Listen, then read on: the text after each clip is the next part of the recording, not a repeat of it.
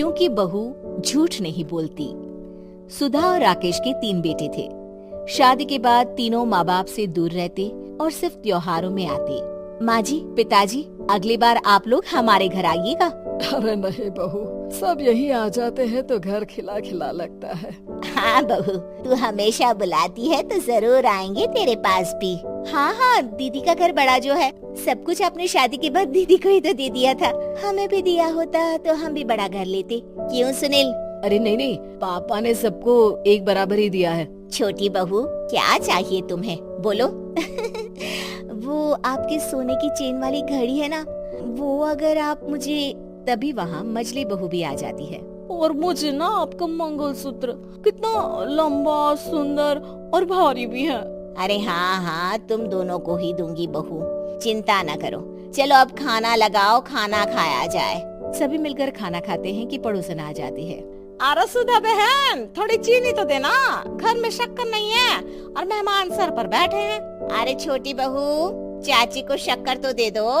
अरे मछली दीदी, आप दे दीजिए ना, मैं यहाँ कम आती हूँ तो मुझे पता ही नहीं है कि सासू माँ सारी चीजें कहाँ रखती है। और तुम, मैं कौन सा यहाँ रोज शक्कर फाँकने के लिए आती हूँ, मुझे भी नहीं है पता। तभी बड़ी बहू हाथ में चीनी की कटोरी लेकर आती है। चाची, शक्कर आप लोगों का बड़ा सहारा है माँ जी और पिताजी को, वरना हम लोग तो यहाँ रहते ही नहीं। आप जैसे पड़ोसी हैं तो हम निश्चिंत हैं। और जीती रहे बहू, आप तो ये घर पड़ोस कम परिवार ज्यादा लगता है। सुधा अपनी बड़ी बहू को देखकर बहुत खुश रहा करती थी। वो उससे अक्सर घंटों बात भी किया करती, लेकिन दोनों दूसरी बहुओं का भी वो समझती थी कि शायद छोटी है, वक्त आने पर संभल जाएंगी। समय आ जाता है जब सभी को वापस जाना होता है। माँ जी, हम लोगों की फ्लाइट पहले है, हमें इजाजत दे। वो सास के गले लगकर चली जाती है। थोड़ी देर बाद छोटी बहू कहती है, माँ जी, मैं ना ये सोफे के कवर और चादरें ले जा रही हूँ, यहाँ तो ऐसी ही पड़ी रहेंगी। हाँ हाँ बहू, ले जा, और कुछ चाहिए तो बोल। और तो चाहिए बहुत कुछ, पर चलिए कोई बात नहीं, अगली बार ले जाऊंगी मैं। ऐसे ही मंजली बहू भी घर का बहुत सारा सामान ले जाती है। सभी के जाने के बाद सुधा राकेश से कहती है, घर कितना सूना लग रहा है ना। हाँ, और खाली भी। तुम्हारी दोनों बहुएं सब बटोर गई। अरे ठीक है ना, हम दोनों ही तो हैं, कितना सामान लगेगा, फिर उन लोगों की नई गृहस्थी, इतना मत सोचा करे। समय बीतता है। ऐसे ही हर साल त्योहारों में सुधा और राकेश के बच्चों की बहू आते और जाते वक्त ढेर सारा सामान पैक कर कर ले जाती। लेकिन कुछ ही सालों में सुधा का देहांत हो जाता है। पिताजी, आप यहाँ अकेले क्या करेंगे, हम लोगों के साथ चलिए। अरे नहीं नहीं बहू, इस घर में सुधा की यादें हैं, मैं उसे नहीं छोड़ सकता हूँ। अब तुम लोगों की माँ नहीं रही। देख लो, वैसे तो मैंने उसके जीते जी सब कुछ दे दिया है, लेकिन कुछ उसका पर्सनल कीमती सामान था जो ये है, ले लो। सामान में होती है एक घड़ी और एक मंगलसूत्र। माँ जी ने कहा था कि वो ये घड़ी मुझे देंगी। हाँ हाँ, पिताजी, माँ ने सबके सामने ये घड़ी सरिता को देने के लिए कहा था। उठा लो सरिता माँ की घड़ी। अब क्या था, छोटी बहू फट से घड़ी उठा लेती है। और पिताजी, ये मंगलसूत्र तो माँ ने मुझे ही देने को कहा था, याद है ना? वो सभी की ओर इशारा करती है। तू भी ले ले ये हार बेटा, कोई बात नहीं। मंजली फटाक से हार उठा लेती है। ससुर बड़ी बहू की तरफ देखते हैं। तुझे क्या दूं बेटा? पिताजी, माँ ने एक चीज मेरे लिए भी रखी है। सभी के कान खड़े हो जाते हैं कि आखिर सास ने क्या रखा होगा बड़ी के लिए। अरे माँ जी तो दीदी से प्यार भी ज्यादा ही करती थी, हमेशा उनसे बात किया करती।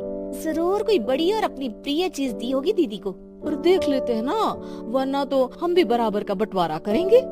हाँ हाँ, कर लेना बंटवारा। लेकिन बड़ी बहू, बताओ तो सुधा ने क्या रखा है तुम्हारे लिए? अभी तो हम लोग यही हैं पापा जी, जब जाने लगेंगे तो बता दूंगी।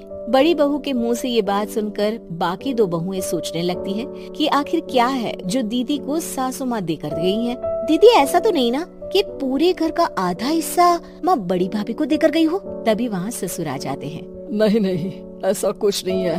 मकान तो तुम तीनों का बराबर से है। देखो, बड़ी बहू से तुम्हारी सास ज्यादा जुड़ी थी, न जाने क्यों घंटों बात किया करती थी। पता नहीं क्या देकर गई है उसे।